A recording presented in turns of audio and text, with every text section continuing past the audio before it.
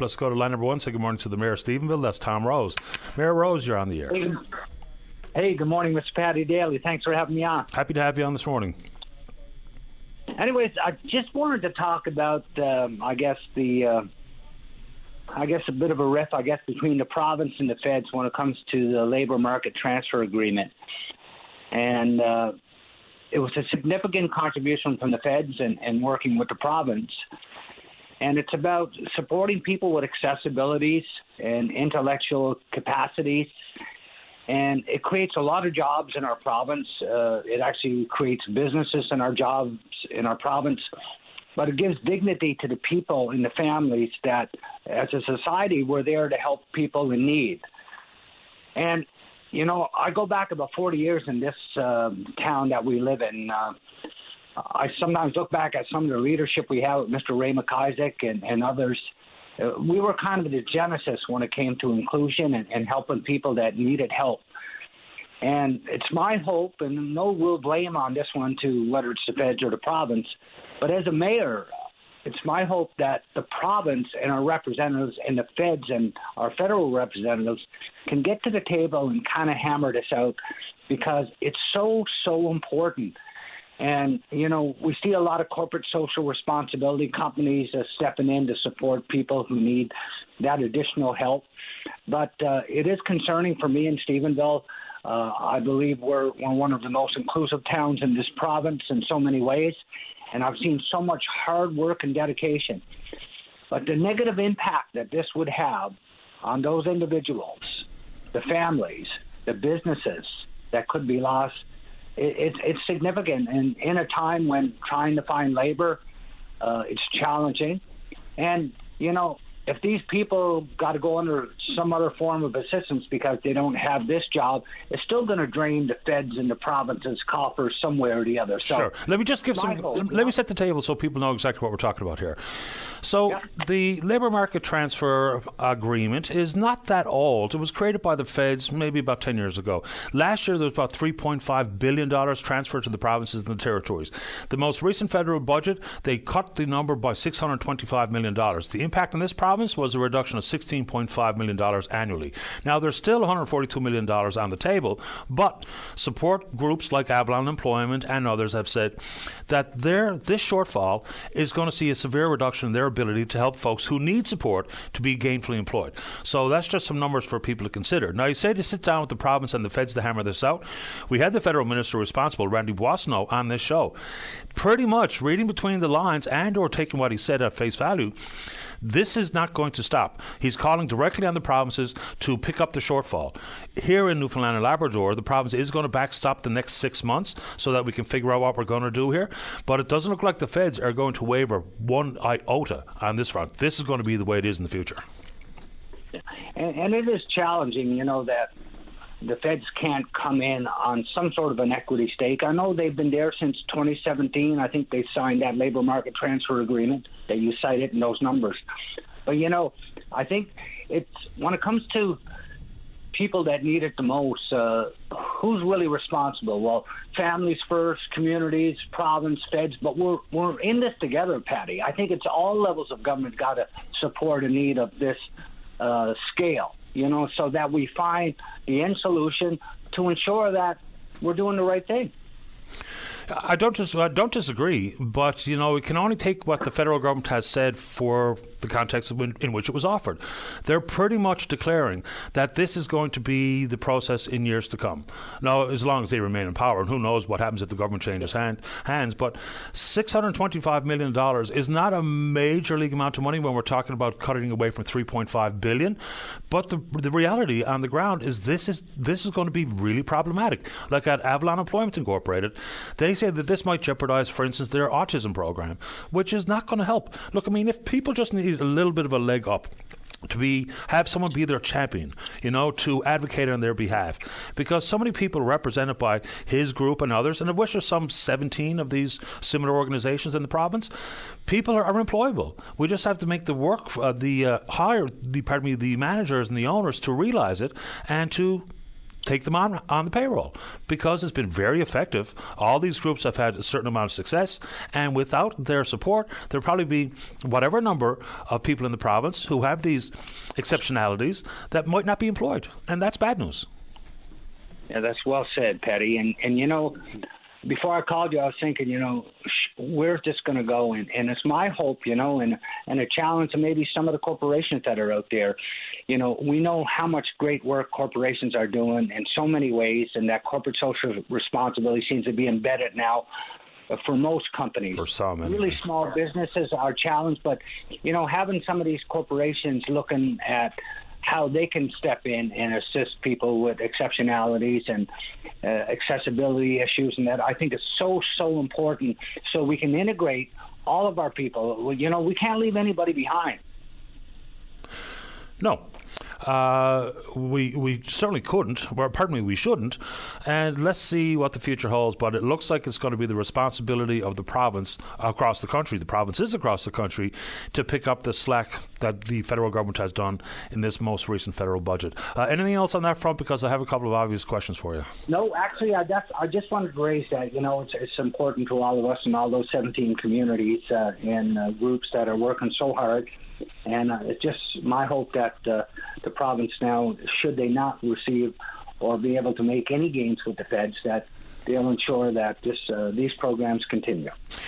Okay, the obvious one is airport update, because, you know, there's been controversial. There was some big whopping promises made by Carl Diamond about all the money that he'd be investing and all the jobs that would be created, you know, restoring some passenger flights and the like. And all that's really been done since he's taken ownership of the airport is federal monies to do some runway renovations or repave or whatever actually happened out there. So where are we? Because it looks like we're at a standstill. Yeah, well, you know, as a town, we're sort of at a standstill for the development and the plans that Mr. Diamond had. But like we spoke about it last night at one of our meetings, and we're kind of happy in the sense that we just are getting ready to sign an MOU that all cost recovery is going to happen now. Diamond will pay us for any time we respond with the fire department. Up till when it was private, that was a cost incurred by the town as part of the agreement with the non-profit Seagull Airport Corporation. Now, since Mr. Diamond's taken over, there was $2 million on the books for an upgrade of the advanced LED lighting system. Since that, the lighting system has been completed, so it required an additional $1.3 million, I believe, or 1.7. And where'd that come from? Where'd that come from? That came from Diamond. Okay. That came from Diamond. Yeah, and that was very important because the system was, you couldn't even buy parts for the system was so old, and it had to be upgraded. The challenge was a couple of years ago when the feds announced $2 million, that was just before COVID. COVID happened, everything escalated in cost, but then there was no additional money from the feds. So if we would have kept the airport, the town of Stephenville no doubt would have had to come up with $1.7 million to complete a lighting system, which we didn't have. So, you know, we're hoping to get some announcements from Mr. Diamond.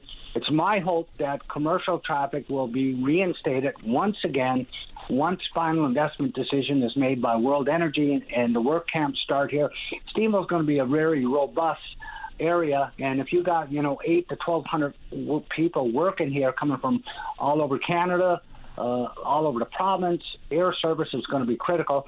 And, the other day I was thinking, Paddy, I was kind of pissed off a little bit with some quotes from WestJet and Air Canada. And they were talking about, in New Brunswick, if we went down just to one airport, how easy would it be for us? And I don't know if you heard anything about that storyline. But, you got St. John, you got Fredericton, you got Moncton, you had Bathurst, you had all these airports. And when it comes to economics, this country, after World War II, actually, there was airstrips built, I believe, every 100 miles. Now, some of them were very, very small. And remember, back after World War II, the planes were very small, only went short distances. But it was about connecting, because in transportation separates developed to undeveloped nations. And we were very strong. So when we had regulation, all airports were serviced. Then deregulation happened. And now they're saying, in New Brunswick, maybe everybody should just go to one airport. It's a small province. They're 3, 4, 5, 6 hours away drive, and they're on the mainland. But think about Newfoundland now in Labrador. So here we are in Ireland. We lost our railroad, and that was our own doing, though. Marine is pretty costly, and we got 7 airports in this province. 6 of them got airline service. Stephenville doesn't. Why is that? St. John's got 1 million plus passengers. Gander got 150. Deer Lake got over 300, but they got 100,000 passengers from our area, that we had before. Yeah, but I guess this is not really, who are you aiming these comments at? It can only be between the airport authority and the airlines themselves. I guess the province has been taken to task with only $3.75 million to be distributed between the 7 airport authorities to try to do things like bring more flights in. But before we go further down that road, okay, I guess it's a win for the city or the town of Stephenville to not have to pay that $1.7 million for the upgraded lighting. But still, if I hear what you're saying, other than that, nothing has happened. And nothing is coming. We don't have any timelines or anything associated with the airport because you know as well as I do, the promises and pledges were extremely lofty. And even if we talk about $1.7 million, that's a drop in the bucket to what we were told initially. Yeah. Well, it's funny you say that because last night we kind of talked about that, and I said, you know what? What was the alternative? The alternative, you know what it would have been, Patty? Shut the airport down. And if there's one thing that World Energy has said to me, we have to keep that airport open commercially. We got corporate jets. We had a couple of U.S. military C-17s. We got helicopter activity. Airports play a much bigger role than just commercial traffic. But one quick little point I want to make, too, is you got to remember, provinces have put millions and millions of dollars in provincial airlines, the Air Labradors, the PAL, and the feds have put hundreds of millions of dollars in the Air Canadas and the WestJets, but no caveat there. There's no rider that says, we're going to support you, but you got to support our airports because airports create jobs, they're transportation, they're vital links, they're air ambulance, they're for emergency fire protection. They play so many critical roles. And I've always said, if we can't keep our 7 airports in this province running, and I wish Carl Diamond all the best. Some things haven't happened as fast as I want, and I'm sure he hasn't. But you know what? The airport is operating. It's open. Yeah. It's not costing the taxpayers of Stephenville not one penny. Right. And, you mentioned World Energy GH2. We don't have time to go talk about that really this morning. But, that's one piece of business he has done. And you and I have talked about this in the past. If there's going to be a relationship between World Energy GH2 and the airport, which is not insignificant when we talk about money flowing to the Diamond Group of companies, the town of Stephenville kind of is on the outside looking in. When maybe, just maybe, some of the operational costs and the transfers of money and all the questions being asked by like former Councillor Lenny Tiller and others, they would have maybe seen some revenue side. And so the airport could be still open, regardless if Carl Diamond was involved or not. Because if John Risley was going to sign a lay-down deal on the airport grounds, then I would argue your point that the airport would be closed today. Well, absolutely. You're 100% right there. But when the deal was done with Carl Diamond, World Energy wasn't announced. Nobody knew about this. So, we were at the point, Patty, that I'd get to a board meeting, a public meeting, trying to get a $50,000 grant to keep the lights on at the airport, and I needed 5 votes. Most times I didn't know if I was going to get 5 votes. So, we were so close to having that airport shut down, and Transport Canada was actually, I think, about ready to start the paperwork to shut it down because of non-compliance, such as the lighting system and line painting and so many other things. So, thank God it's open, and I hope it all the best for Carl Diamond.